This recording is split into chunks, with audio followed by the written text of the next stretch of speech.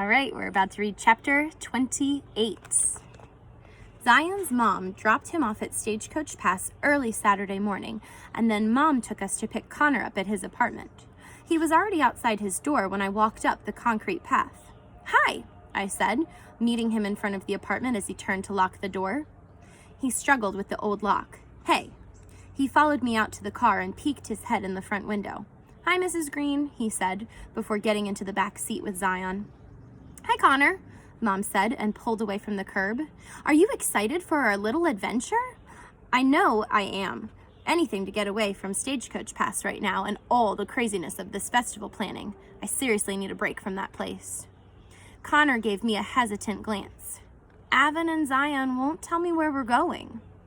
"Well then," Mom said, "I don't want to ruin the surprise."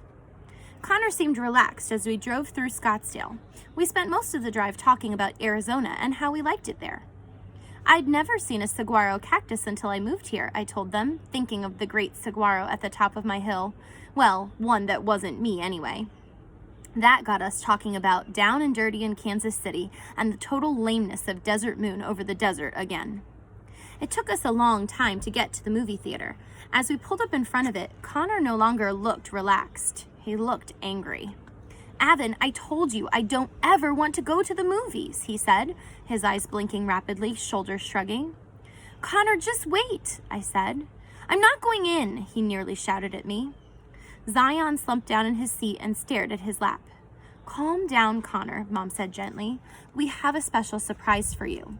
You don't have to worry about upsetting any other movie watchers." Connor huffed. "Of course I do. I can't go to the movies."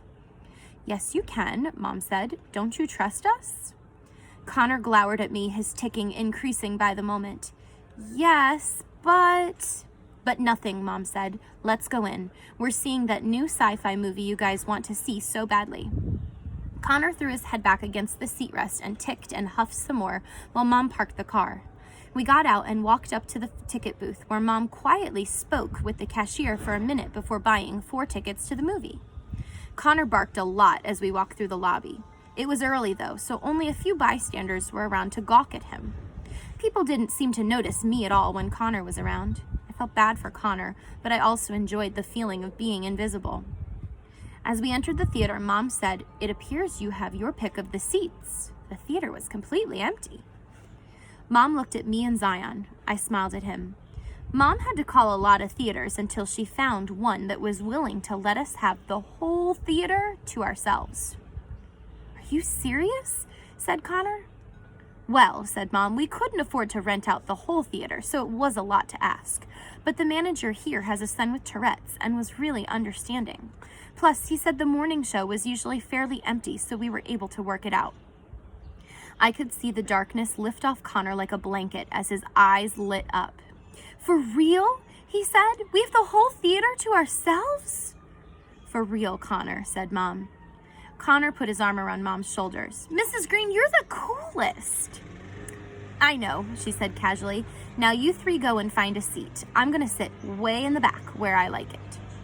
"Can we go get some popcorn?" Connor asked, and I knew he must have been incredibly happy to ask for food. "Heck yeah," I said. "I want some popcorn and some gummy bears." "Gross," said Zion. "You like those?" "Heck yeah," I said again as we walked out of the theater. "I love squishy gummy candies. I love hot tamales, too. My dad says I like them because they're red like my hair and hot like my temper." I laughed. Connor grinned. "That's great to know. We'll try to stay on your good side." "Who says you're on it?" I narrowed my eyes at the two of them. "I was just hoping we were." Connor shrugged his shoulders and blinked, but it made me happy to see that, despite being out in public, his tics weren't completely out of control. I hoped it meant that he was starting to feel a little more comfortable. "I'll bet your parents want to see this movie, Zion," I said.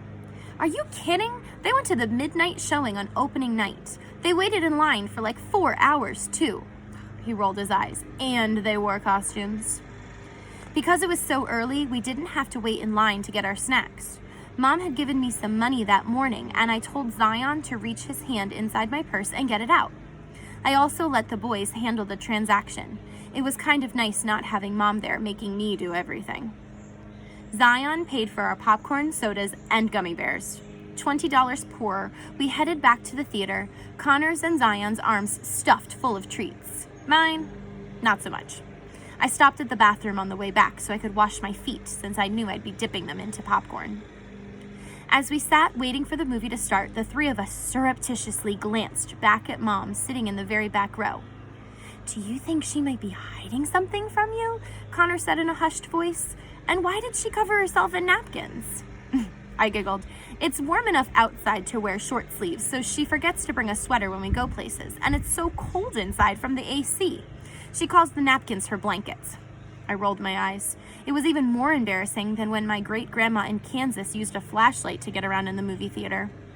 She does it at restaurants too. At least here, no one can see her. "Do you think she has any idea at all who that girl might be and she's just not telling you?" Connor asked. I looked back at her, all covered in her blankets, a goofy smile on her face. "No, I don't. I think she was totally surprised. My parents would tell me if they had any idea what was going on. She said it probably was just a coincidence." I told them then about doppelgangers. "I still don't buy it," Connor said. "What are the odds that you would end up here at this park and then find your doppelganger?" "Well," I said, "I found this article online about these two guys who ended up sitting next to each other on a plane. They looked identical. And then there's that one movie star who everyone thinks is a vampire because there's a picture of a man who looks just like him from World War I. We lost interest in Mom and plopped back down in our seats. "I know what happened," Connor suddenly declared, making Zion jump in his seat. "There's a portal up on the hill. You go through the portal while you're wearing that necklace you found and go back in time to 1973. While you're there, you have your picture taken." Connor looked extremely proud of himself as he barked and said, "That's it. I've totally solved it. You could run into your grown-up self at any time, so you better be careful." "Why do I need to be careful?" I asked him. "Is my grown-up self dangerous?" "Clearly," Connor said, and he looked at Zion for confirmation. Zion nodded. "Yeah, I'm pretty scared of grown-up Avon. Why wouldn't she just come and tell us all of this if she's wandering around somewhere?"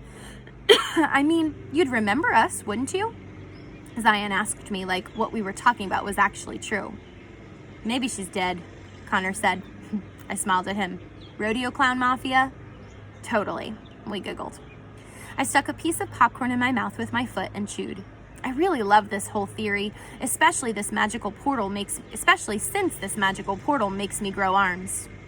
Connor's face fell. "Oh yeah, I didn't think about that." "You never know what a magical portal might do," Zion said, and Connor's smile returned. I decided to take advantage of Connor's good mood. "So, are you coming to the festival or what?" I asked him. "I already told you." I know, I said. "I just thought I'd double check." "Well, you can stop double checking," Connor said, "because the only way I'd go into a crowd like that would be if someone, tied me up and dragged me there." Zion grinned at Connor. "Don't give her any ideas." Zion seemed to know me pretty well already. What a nice thing they did for Connor, didn't they? Going to the movie theater and making sure he could actually see a movie. We'll read another chapter soon.